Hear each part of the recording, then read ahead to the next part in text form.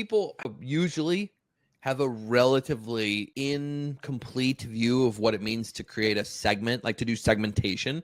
That a lot of people think segmentation means firmographics. Like our ICP is companies with 60 employees doing X amount of money in revenue, like is an element of segmentation, but in most cases is not actually one of the important elements. Like sometimes it is.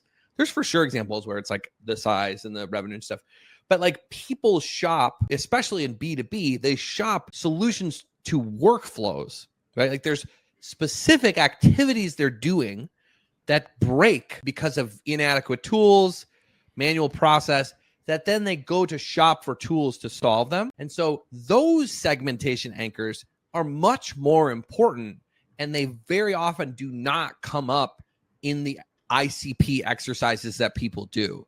So like if you have 5 companies that have the same firmographics, but all 5 of them would only be interested in a different workflow being supported by your product, they're actually 5 segments, because use cases is kind of the fundamental element that determines what a market segment is. The other fundamental element being like the product category that you're in. You know, a segment is shopping for CRM. So you can talk about the CRM market. That's the other fundamental aspect to it. But if you don't use one of those angles, picking a use case to narrow in on, you're going to actually not get the marketing efficiency that you think you're going to get, despite having, we've got 25 firmographic details for this ICP. We're really, really dialed in, but you actually won't get the efficiency because you can't just go out there and say, are you a company with 500 employees doing 50 million in revenue? You should buy our product. It's like, that's not actually the thing that makes them go shopping of like, you know, well, I self-identify as a mid-market company with, you know, X headcount and I shop for solutions. You know, that's just not how people buy products. They have workflows that are unsupported by tools, and they go looking for tools to support the workflows. And if you can't say, hey, we are for this workflow, if you refuse to do that, you're not going to break through.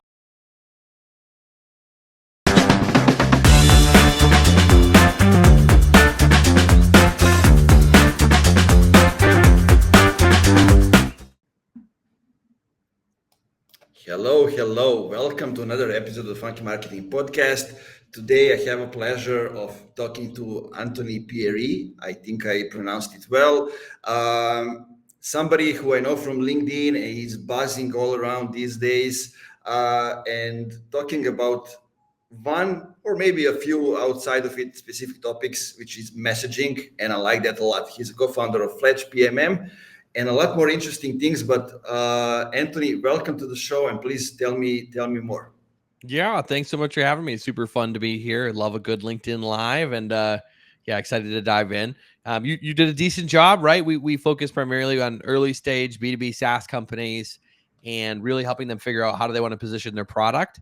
And then rather than having that positioning live in a nice strategy doc, some sort of PowerPoint that often gets stuffed in a Google Drive folder and never viewed again, we say, let's get that positioning into your homepage to help align your team, give a unified picture to your customers, to your investors, and hopefully, you know, point the whole company in the same direction. So it's really the combination of those two things: the strategic aspect of the positioning, focus, where do you want to target, who do you want to go after, and then also giving it a practical execution in a rewritten homepage. So we've gotten to work with over 300 companies at this point. Me and my co-founder, Rob Kaminsky, a copywriter in our team, Kate Guerrero, the three of us have worked with, you know, now multiple hundreds of companies. Most of them are venture backed, most in the seed to Series A range, but the occasional company that's much earlier and the occasional company that's much later. Like we'll work with, really, if someone understands our process and thinks that it can help them get to a better outcome, we will work with them.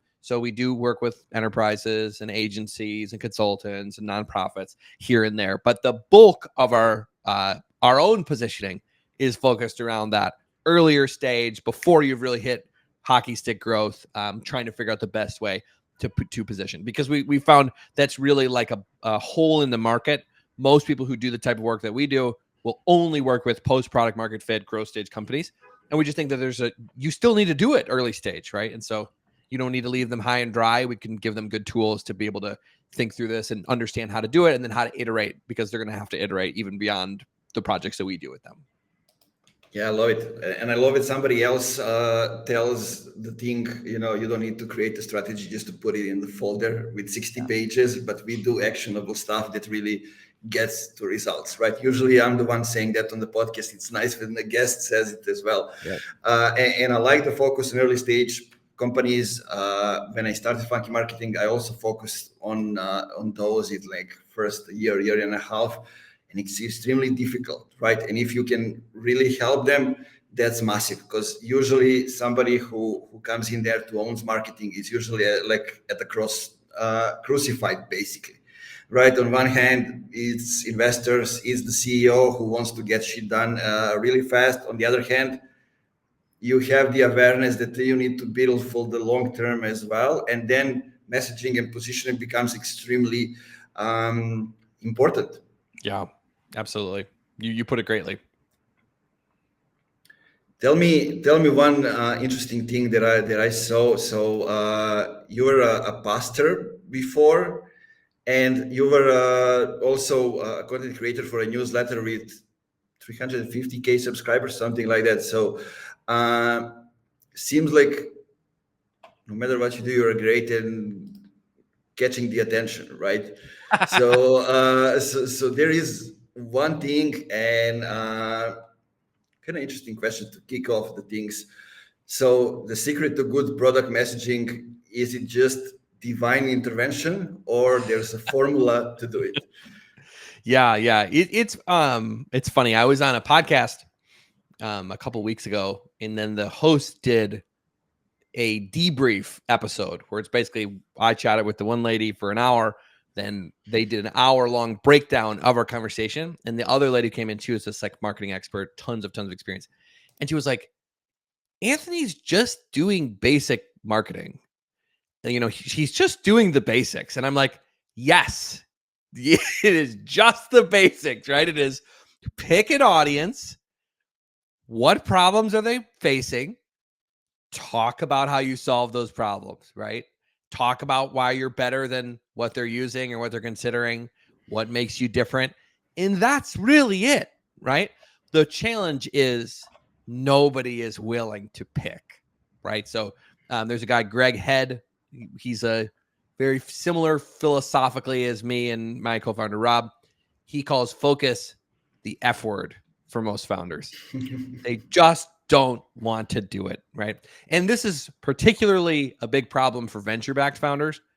And it's almost just indicative of the funding model that the people say, I'm going to give you $5 million and you need to turn it into $50 million or $100 million, right? Like they want a massive multiple to make back the money for their investors, right? Who funded the fund. So they're looking for giant growth. So when founders hear the word focus, they imagine that they're going to have to shrink how much money they make, which won't get them the big return that the investors want, will ultimately make them a failure. When in reality, that's not how it works. That focus, when you have a small marketing or go-to-market team, focus is the only way to get off the ground, right? Especially if you're not OpenAI and Microsoft gives you $50 billion or whatever. The rest of us who don't have 50 billion to go after all markets at once and go straight to world domination, you get $5 million, $3 million. You're just not going to be able to execute 10 different go-to-market plans at the same time with your one marketing hire and your 3 AEs, right? It's not feasible. So if you focus, every single question becomes very easy to answer, right? Like, all right, so it's only a difficulty when you're saying, how do I speak to the giant enterprise, Fortune 500, and the small businesses, and the agencies, and the consultants all at once? That's an impossible problem. And so a lot of times when we're working with founders, the first crisis moment is maybe they haven't read enough of what we post.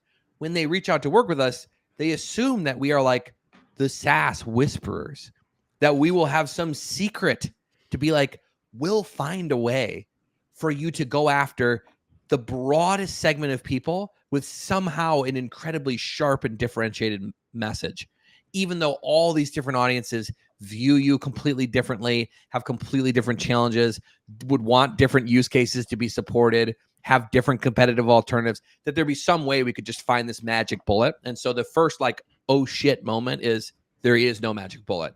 And I'm just going to have to pick, or else my one marketer is going to be targeting financial services companies on Monday. And then on Tuesday, they're going to target logistics. And on Wednesday, they're going to target retail. And the AEs are going to be building lists and calling, 100 dials for one and 100 dials for another, and getting no efficiency, making no headway, and just kind of dying. So getting over that hump is really, really the challenge. But once you get over that hump, it is relatively simple, because once you're thinking about a real human, like what would this human do without us? What problems do we solve for them? It's just a much easier question to answer if you can just get over that mental barrier. Exactly. Well said. Well said. Amir adds, it's not that founders don't want to do it, but they don't know how for the most part. I mean, that's true. But also, what you said is very true, because, you said one part of it, the other part of it, they need to work with you to get the narrative, to get the positioning, the messaging. But the goal is actually you need to reach out to 200 people. Basically, from the start, that's how narrow you need to go. And from there, it's, as you said, it's much easier to get as you go as narrow as possible. But tell me, besides lack of understanding, focus, time, are there any other messaging pitfalls that they come to you with? Yeah, I mean, I think people usually have a relatively incomplete view of what it means to create a segment, like to do segmentation. That a lot of people think segmentation means firmographics. Like our ICP is companies with 60 employees doing X amount of money in revenue. Like that is an element of segmentation, but in most cases is not actually one of the important elements. Like sometimes it is. There's for sure examples where it's like the size and the revenue and stuff. But like people shop, especially in B2B, they shop for solutions to workflows, right? Like there's specific activities they're doing that break because of inadequate tools, manual process, that then they go to shop for tools to solve them. And so those segmentation anchors are much more important, and they very often do not come up in the ICP exercises that people do. So like if you have 5 companies that have the same firmographics, but all 5 of them would only be interested in a different workflow being supported by your product, they're actually 5 segments, because use cases is kind of the fundamental element that determines what a market segment is. The other fundamental element being like the product category that you're in, like, a segment is shopping for CRM. So you can talk about the CRM market. That's the other fundamental aspect to it. But if you don't use one of those angles, picking a use case to narrow in on, you're going to actually not get the marketing efficiency that you think you're going to get, despite we've got 25 firmographic details for this ICP. We're really, really dialed in, but you actually won't get the efficiency because you can't just go out there and say, are you a company with 500 employees doing 50 million in revenue? You should buy our product. Because it's like, that's not actually the thing that makes them go shopping of like, I self-identify as a mid-market company with, X headcount and I shop for solutions. That's just not how people buy products. They have workflows that are unsupported by tools, and they go looking for tools to support the workflows. And if you can't say, hey, we are for this workflow, if you refuse to do that, you're not going to break through. Tell me now, I see, especially here in Serbia, in this part of the world, like there are a lot of service-based companies, outsourcing companies, and like 2 developers, 2 engineers sit together, they see a problem that they have, they decide, okay, we're going to go out of the company and create a product that will solve the problem, right? And they fell in love with the product. And it's not the only example. There are so many of them. And I see so many companies. We had a discussion the other day on LinkedIn about, do we actually need an MVP, and what's an MVP, and how do we, go for it? How early do we need to get the feedback? So to get to that point, how do we actually help them realize that they need to think from the customer's perspective? Yeah. I mean, it depends, right? Like a lot of times if you're solving for your own pain point, that can be a way to discover it if there happen to be other people who are in your same bucket, right? Who are doing the same things as you. But if you think about grouping people based on use cases, or like, the other term that's common in the parlance is jobs to be done, right? Like building products for jobs to be done is inherently a customer-centric activity, assuming it is a real job to be done that people are trying to accomplish, right? So like we've often said the examples of companies like Calendly, where it's like the job to be done of schedule a meeting over email between two people. Like I need a better way to find the right time to schedule a meeting and get the stuff on the calendar. And so like that is a segment of people who are doing that. And so building a product for that segment is why they were able to go really big, really fast, because there's so many people who are doing that. And so they, at the beginning, they didn't really need to layer on like, or only for small business, or only for companies, because it was a use case based segment. It was a job to be done based segment that is really, really pervasive and broad. And so customer perspective is thinking more of like, what do customers actually do? Right. And how could I build a product and market the product for the thing that how they would describe what they're doing? And it's like this is a big pitfall, right? Is people will be like, my product helps, increase productivity. And it's like, great, that's an outcome, but you need to give them an activity where it sits in, right? Is it a time tracking product? Is it a to-do list style product? Is it and a lot of times you'll see that like functional activity missing from the marketing messaging. And ultimately you'll be leading with all these outcomes. And people are like, there's no point in the day where I sit down and I go, okay, from 2 p.m. to 3 p.m., I need to increase my productivity.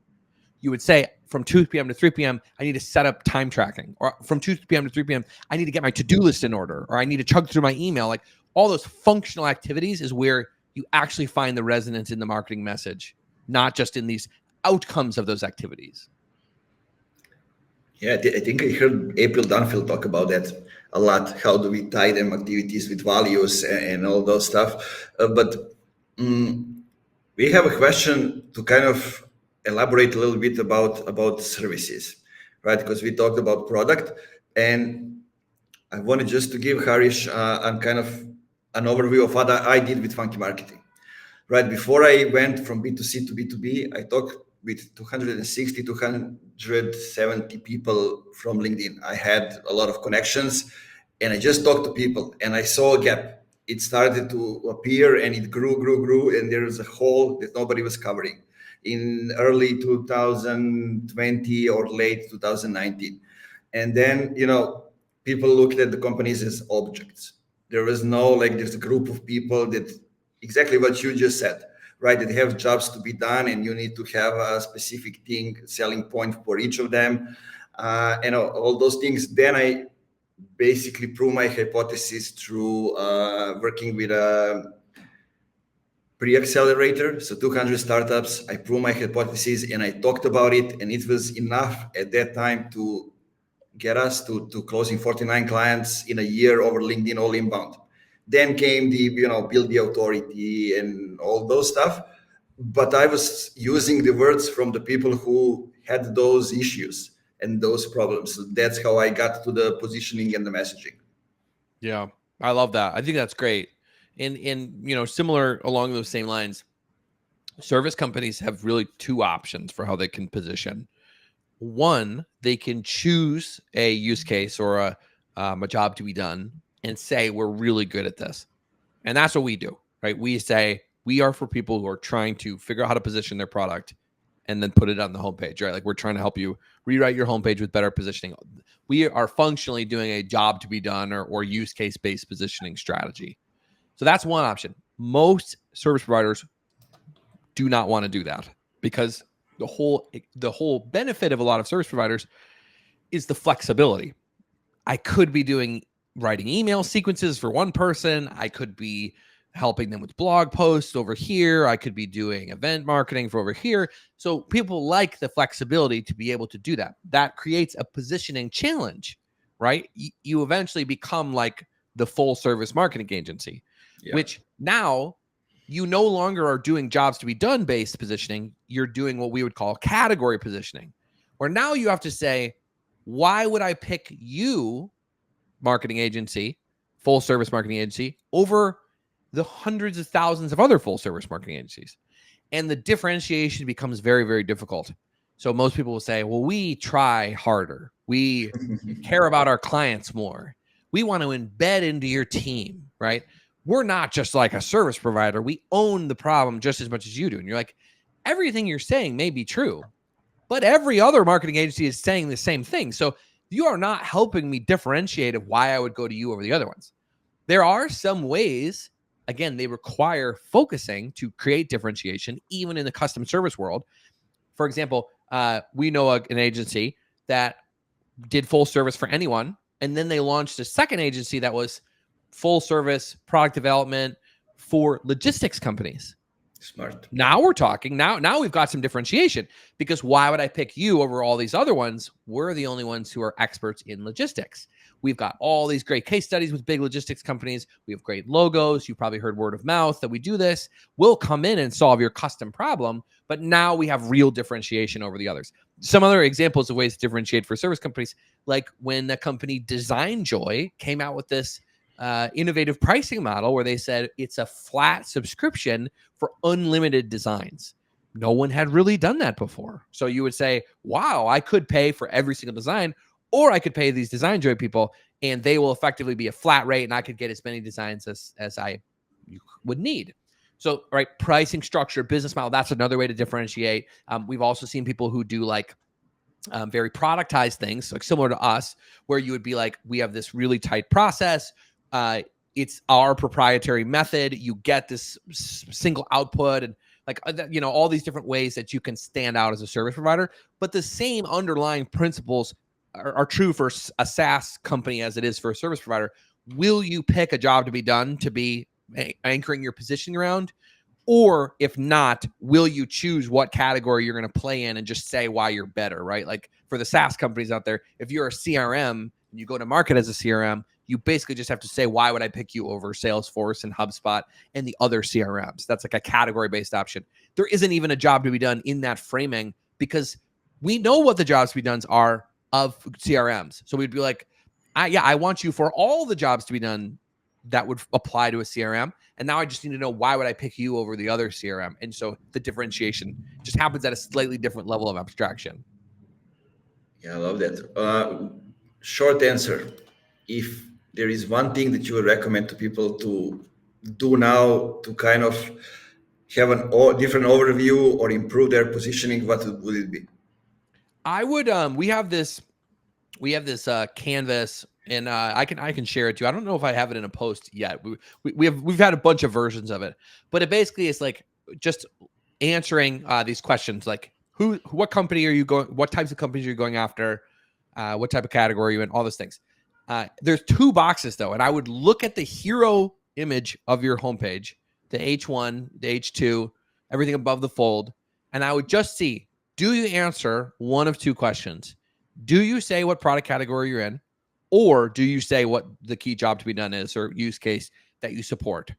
And whichever one you've chosen, secondary question is asking, if I just said that at a networking event with my target customer, would they understand? So for example, when the company DocuSign, they were very big in the e-signature category.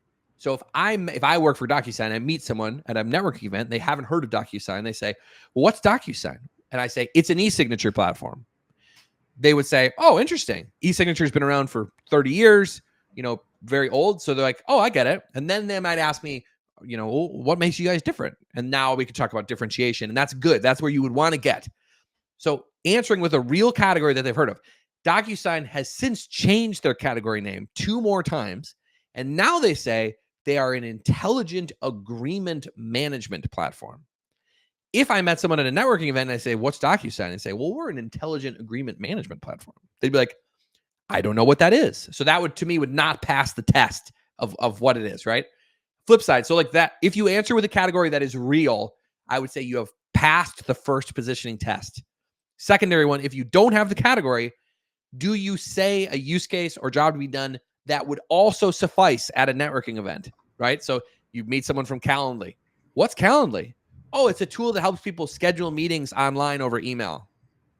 Answers the question. I don't care what the category is. Oh, super interesting. How does that work? Like, it answers. If I'm like, we help, companies solve complex problems and drive business transformation, like, that doesn't actually, I'm like, okay, interesting. Can you tell me more? Like, what do you do though? Like, what is the product? So that's like a quick test you could do on your own homepage, looking at the hero. Do I at least say a real category, or do I say a real, well understood activity? Yeah, I'm thinking about it, and we often forget that one part, that second question, how to relate all the things we do in this digital world to the offline world, right? Do we actually act like we would if we met somebody offline, if we would pitch something offline to a person in a meeting and all of those things? And I think maybe an important thing to emphasize is, because I heard it very often, your mother needs to understand it. She doesn't need to understand it. Your target audience needs to understand it. Yeah, absolutely. And that's the thing. It's like, that's why I used to say you're at a dinner and someone asks you, but that's when now I say it's like a networking event in your industry, right? Because it's like, you need a base level of knowledge. If I said to my grandma, oh, it's a CRM, she'd be like, I don't know what that is, but that's a very well-known category for most target audiences in business. Yeah. So tell me why homepage is important and why should we focus on a homepage? Yeah, I think we've picked homepage primarily just because it's so accessible. There's other people like April Dunford.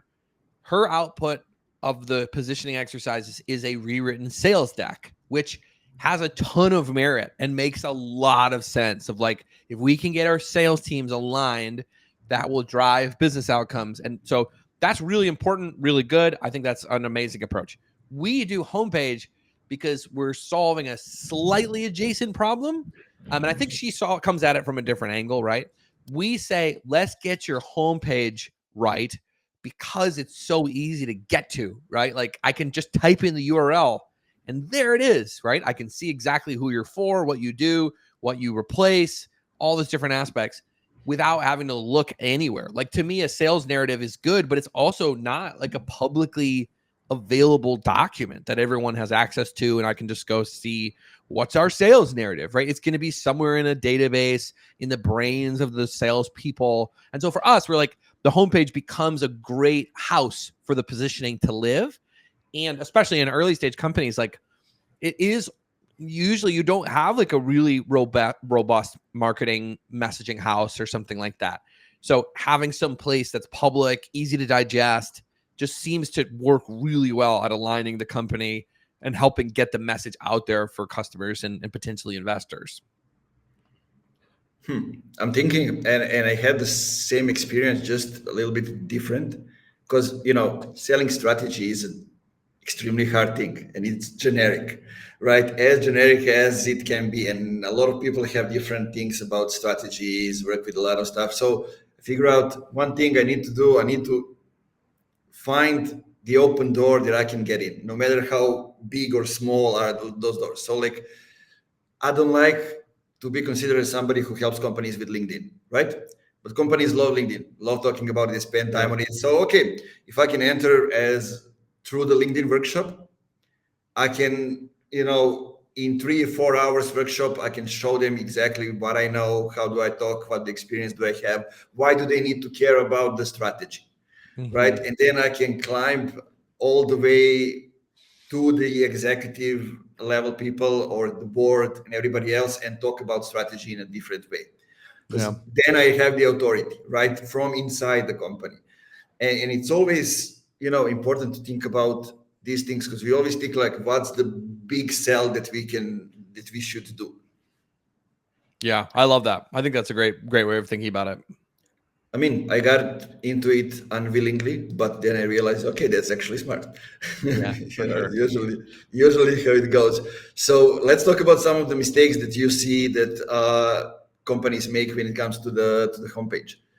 Yeah, I mean, some of the ones we've already talked about, like the biggest offender is a over reliance on business outcomes as a way to mask that they haven't done the positioning work, right? They're like, we could try to pick a segment, really niche down, get traction in a single area, but we're afraid to do it. So why don't we just talk about a broad business outcome that would relate to everyone? We'll help grow your business. We'll help, drive revenue, any of those types of things. And it's a crutch. It's a way to say, no, we're leading with value, right? We're leading with what people are coming to do. But it's like, again, you're just making it extremely hard for you to be referable, hard for people to remember when to use you, because there's no moment in the day where you go, we got to sit down this afternoon and drive some revenue. How are we going to, let's do it. You guys ready to drive some revenue? People exist in activities. They do things. And so if you don't say the things that they can do with your product, then ultimately you're not going to be thought of, and you're not going to be remembered, and there's not going to be word of mouth and all those types of things. And that's the most pervasive problem, I would say, on websites, is just business outcomes leading the day. And there's another aspect of like why people do it is because they think, who shot down my last deal? It was a CFO. We made it through all the rounds, and the CFO shot it down because the CFO didn't think that there was enough ROI in it. So we got to convince the CFO, and so we're going to put how much ROI we can drive on the homepage, forgetting that the CFO is never going to read your homepage, right? Because CFOs are busy, and they don't go shopping for products. They let all the team shop for products, and then they do a veto. So it's like when you switch the audience to this final decision maker, you lose your champion in the process. And the champion is the person you want to convince. They're probably a director or a VP or something, some level of sort of amount of clout, probably not an IC, like an individual contributor, someone with clout, but they're not the C-suite, right? The C-suite, especially of a mid-sized or enterprise company, is just not shopping for software. They've hired people to do this for them. So, and again, right, caveats to that, when giant enterprise companies sell to each other on the golf course, right? Like CEOs are like Mark Benioff of Salesforce is hanging out with the Fortune 500 CEO and is like, you guys should use Slack. Like that happens, right? Deals happen at these golf courses. Again, not on the homepage, right? Like it does not matter if the two CEOs are chatting and they decide, hey, we want to adopt Slack for our enterprise company of 50,000 people. What was on the homepage of Slack is almost negligible if that's where the deal was happening. So it's like, remember, the point of a homepage is to speak to real humans who are trying to get answers to these questions and are in the market or pre-market, but are thinking about getting into the market. Those people actually care about these things, and they want to know, will this be able to do the stuff that I need it to be able to do? Not just, will it drive the business outcomes that I'm looking for? Yeah, exactly. And there's always a thing that I think people forget, that, buying your product should be actually one of the top 3 decisions that they will make in a year, possibly depending on the pricing and everything else. But it is one of the few decisions, especially if you're a startup targeting bigger companies, they buy a product once in I don't know, let's say 2 years, and they will use it. It's hard to get out of it and buy again, right? So it's not an easy decision, but you put a lot of thought into that decision. So you need to give them the bandwidth to actually operate with inside the company. Yeah, absolutely. That's a great way to put it. Like, and like people like Matthew Dixon from Challenger Sale. He had a new book out. I'm blanking on the name, but he's talking about, like, it's never been harder to buy software, right? Like it's extremely really it's a stressful experience where people could lose their jobs. Like, hey, you took us through this whole buying process. We got this thing and it didn't work out. Like, people do not want to make a mistake. They don't want to buy the wrong thing. So you want to be speaking to that person, understanding how hard it is for them to make this decision, and be aware of it and be like, I want to help them have all the info that they need in order to get a sales conversation started. We have a question, and I think it's the right question for the right time. What if you have 3 main use cases relevant to a specific segment, ICP? How do you choose which one to prioritize and focus on? For example, probably one of the ways is analyze the competitors, right? And see what are they focusing on, and is there a gap that you can fill in? Yeah, and there's a thing that happens. So as you go more specific on a use case, the smaller you narrow it and the more context you give it, the more that your messaging will resonate, but likely the smaller the market will be. So like if I go down to just one person and I build a business case for a single company based on their unique issues and challenges and context, that will be the most powerful resonant message possible. But it will also only apply to one company, right? If I'm like, this is for Walmart in this state, trying to do this specific thing, I cannot just take that and use it for Target. And, I would have to abstract away things. So it's like the more specific you go, the better in terms of message size, but then market size shrinks. So you want to find the right level of altitude. So if you say, let's say you have 3 use cases, do they fall under one broader use case? Like I'll give an example. Let's say you have a product that's really good for cold calling, cold emailing, and cold LinkedIn DMing. You could argue those are 3 different use cases. And there's an argument to be made that there are entire companies launching and going to market just on one of those things. That they only do LinkedIn DMs, they only do cold emailing, they only do cold calling. Or does it make sense to go up one level in abstraction and say we do outbound sales? And now these are no longer, these sub use cases become just supporting arguments for the bigger use case. Now you could argue outbound, setting the altitude at outbound sales is a more abstract, less crystal clear thing than saying cold emailing, right? Because someone may be shopping for a cold emailing tool. And if you say you're an outbound sales tool, it won't quite be the same level of resonance as if you had just said we're a cold email tool.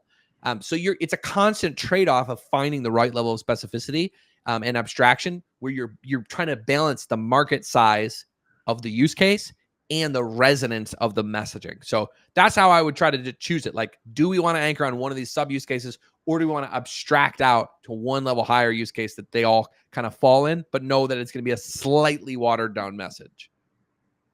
Amazing. I hope that helped. Let's make a break from all this and focus on what you guys do, because at one moment you started to appear on LinkedIn, getting the engagement, all those things. But what I'm seeing from other people talking about you guys and the services that you gave, like, there are results over there. You are not only creating, the audience, the engagement, but also converting it. So let's kind of talk through what are you doing differently besides rants. We all do them. I follow your rants. I also do some of mine, and it's really enjoyable thing, but it's not the only thing that we can do, right? We need to do a lot more outside of that. And we cannot rant every day. Yeah. So what was your specific question again? I think I missed that. Yeah, specifically, what are you guys doing on LinkedIn to, get the business growth and, create the engagement first and then convert it to the real business outcomes? Yeah, for sure. So there's a lady named Wes Ko. I think I'm pronouncing your last name right, hopefully. She has these 2 concepts that have been kind of North Stars for us. She calls certain types of content. One of them she calls a spiky opinion, which is usually like a differentiated point of view on a topic that is kind of counter to the main grain of like best practices, something that makes you stick out. And that's kind of like our rants, like the things where it's like, when we say things like people do care sometimes more about the features than they do the business outcomes, like that is a spiky opinion, because so much of the discourse on LinkedIn is nobody gives a crap about your product. Nobody wants to play the feature versus feature game, all that type of stuff, right? It's only about the value you can drive and the business outcomes you can unleash, right? When we say that doesn't actually match how humans buy products, they actually do care a lot about the features and the functionality. And to even prove that people really think this, it's like, okay, if you think you're one of those people don't care about products, put your money where your mouth is and remove your product demo from the sales process. let's see if you're willing to do it, right? Do you really believe that the enterprise buyers don't care about it? Why don't you just take that demo out altogether? And they'll never do it because they know deep down they do care. So spiky opinions is kind of how you build a tribe of people who believe the same things as you. And they need to be spiky enough that they will drive other people away. Like if you go out there and say very vague, polarize, right? Exactly. It's polarizing, right? If you go out there and say, hey, you should really think about talking to your customers more. Like, of course, everyone thinks that. Like, that's universal.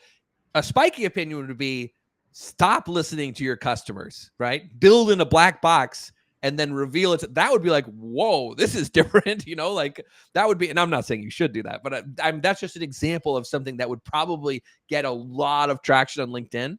If you said you should, as a founder, stop talking to customers and build something and then release it, right? Again, probably not a smart idea, but spiky opinion. The other thing that she said very early on that we always come back to is these posts. She calls them super specific how. It's training how to do something that you do behind the scenes. And so people are very, very afraid to do this because they're like, well, especially service providers, what if someone steals my methods? What if they can do it themselves and then they don't hire me? All these are real potential things that could happen, but there is a vastly larger group of people who do not have the time to do it, even if you explained every single step. And in the process of explaining every single step, all you're doing is proving to the world that you know what you're talking about, that you can do the thing you say you can do, right? It's like we consider like the open source agency, right? The open source consultancy. Open source software is like we give all the software for free. You can look at all the code. You could access it. If you would like help with implementing it, security, you could pay us to do the implementation with you.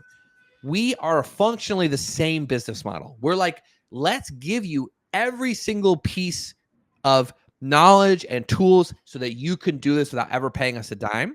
But if you decide you do not have the time to do this, you do not have the energy to do this, and you would like to just pay someone to do it for you, we've already proven to you that we clearly can do the job because it's all public and you know exactly what you're buying.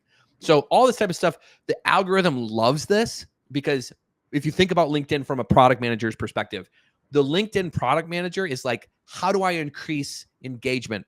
And the KPI is probably something around like, how much time people spend on it, and maybe qualitatively, like, do I feel like I'm learning? I think like I would have to guess that a big thing that they're pushing is like, you should feel like when you're on LinkedIn that you are learning and growing. The corollary of this is like, if you see people who post asking a question, those posts get no algorithmic traction because it's the opposite of learning. It's like, this is not a place for you to go and spam people to give you answers. We want you to be contributing to the community. So anyone who posts extremely helpful stuff, that's just, you can go use it with no call to action, no download my ebook, it's behind a gate, it's just free value. Those posts just do so much better. And any amount of business you could theoretically lose from people like DIYers, you will ultimately gain so much more from the algorithm pushing your distribution so much harder to so many different people who will ultimately buy your product. You reminded me now of, do you know how LinkedIn's mission statement is? I don't. I always tell to the people, this is the first thing that I tell them when we start talking about LinkedIn. Go out and Google it. It says connect the world's professional and make them more productive and successful.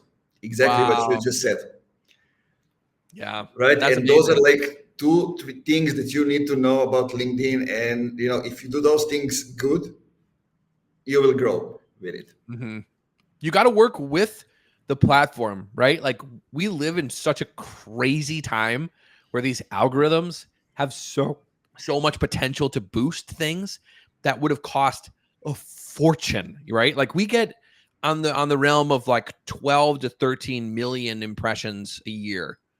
If we were going to pay for that type of impressions to the types of people that read our posts, CEOs, founders, it would be an astronomical amount of money. And effectively, it is the only cost of it is our time, right? We just have to take the time to do the post. So don't spurn the algorithm, work with the algorithm, right? Like, don't just think about what would my customers want to hear. Think about what would the LinkedIn product managers want me to do? How can I do it in the algorithm's best interest that they will then promote me out, right? Which is like, you see people who are trying to use LinkedIn's feed for things that it's not really for. Like, they'll record a 25-minute video and put it in the LinkedIn feed. I'm like, LinkedIn's feed is not made for sitting and watching a 25-minute video. Like, that's not how they've optimized the experience. They want you to scroll.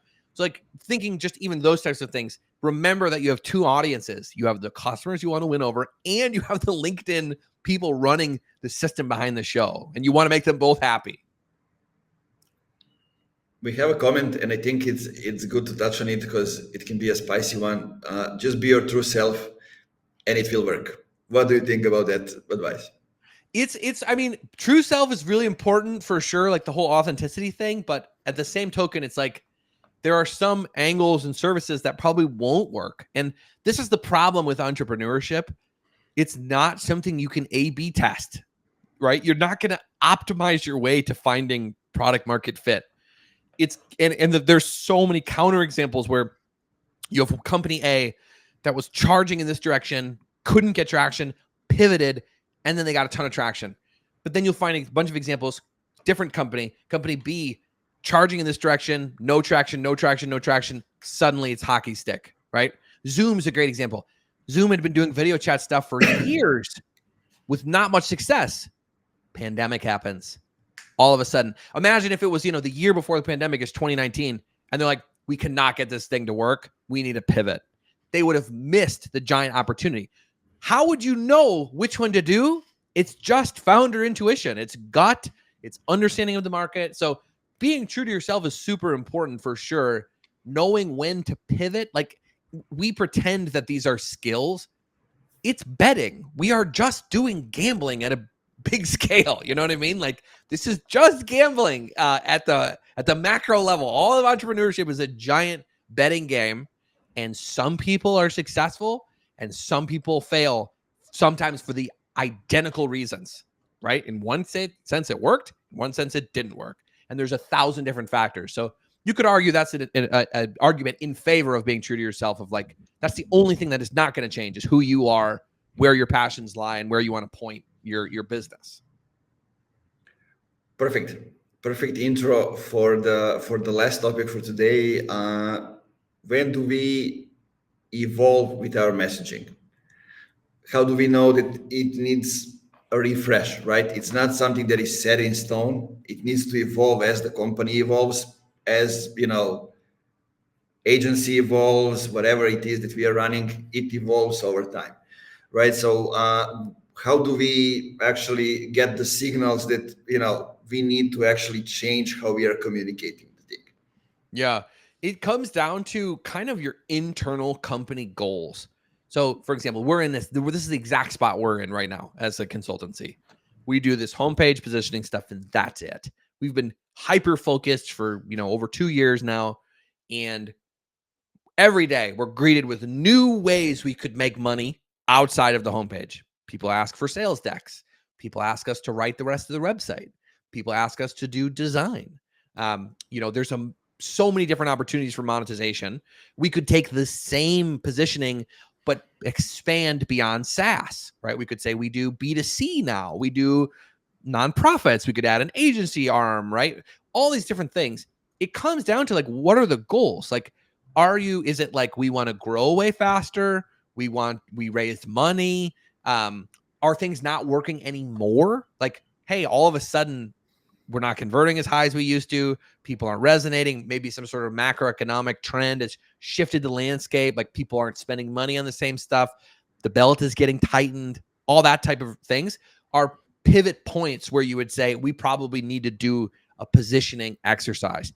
And so the last positioning exercise we did, we actually made a pretty big shift where we said, we're not going to, the old H1 on our website was, let's fix your confusing homepage. And we were getting a lot of people who were first and foremost coming to us for the homepage copy, and the positioning was kind of secondary.